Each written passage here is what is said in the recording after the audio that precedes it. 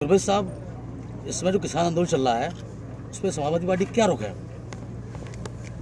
Samajwadi party पूरे उत्तर प्रदेश में रोजाना आंदोलन चल रहा है। 50,000 से ज़्यादा हमारे कार्यकर्ताओं के खिलाफ विभिन्न गंभीर धाराओं में मुकदमे तक कायम हो चुके हैं और कोई दिन ऐसा नहीं जाता है जिस दिन उत्तर प्रदेश के विभिन्न हिस्सों में समाजवादी पार्टी के कार्यकर्ता आंदोलन न कर रहे हों इन किसान विरोधी कानूनों के विरोध में। इसमें जो राम मंदिर का चंदा चल रहा है गुरबज साहब, उस पर भी बहुत पार्टियां सवाल उठा रही हैं, क्या मानना है सपा इस पे? देखिए, चंदा करने के लिए जो कमेटी है जिसको देख रहे हैं नृपेंद्र मिश्रा के संरक्षण में, उसने तो किसी को अधिकृत नहीं किया है। अब पता नहीं जो चंदा कर रहे हैं, बस प्रोफेशनल हिंदुस्तान में बहुत चंदा करने वाले होते हैं। मैं चुनाव लड़ रहा होता हूँ, पता मेरे नाम पे जाने कुत्ते लोग चंदा मांग ले आते हैं। तो ये वैसे तो किसी अच्छे काम के लिए चंदा मांगना कोई ख़राब चीज़ नहीं है, लेकिन चंदा सही हाथों में जाए इसकी कोई गारंटी नहीं है। इसमें पहले विश्व हिंदू परिषद ने सारे देश में ईंटें पुजवा दी थी, वो पैसा हज़ारों करोड़ था, कहाँ चला गया? उसमें बहुत शानदार राम मंदिर बन सकता था, उसका कोई हिसाब किताब ही नहीं अभी तक। गुरबज साहब, आगामी मार्च में चुनाव है, पंचायत चुनाव यूपी में सबसे बड़ा चुनाव है। समाजवादी पार्टी क्या तैयारी है? पूरी तैयारी देख नहीं रहे कितने उम्मीदवार बैठे हुए, एक एक जगह से 6-6, इनमें तय करना मुश्किल हो पा रहा है किसी लड़ा सब जीतने की स्थिति में। कोई सिंबल सपा देगी क्या? सपा को जहाँ 6-8 लड़ रहे हैं वहाँ सिंबल देगी? ऐसा सिंबल तो कोई पार्टी नहीं देती है। नहीं, भाजपा ने कह दिया हम सिंबल देंगे।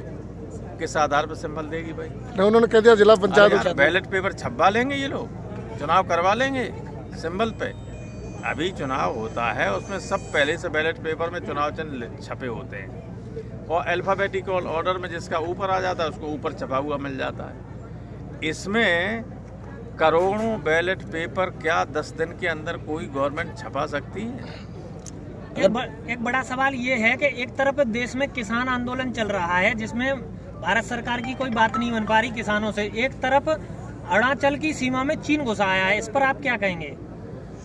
किसानों के लिए तो कीलें गाड़ देते हैं जी और सारी सीमाएं सील कर देते हैं और वहाँ आंख लाल नहीं कर पाते हैं। अब यही तो विडम्बना है इस देश की। एक बड़ा सवाल ये भी है कि चुनाव में अभी विधान परिषद में समाजवादी पार्टी का बड़ा कब्जा था और प्रोटेम स्पीकर भाजपा ने नियुक्त करा दिया, जबकि चुनाव होना चाहिए था।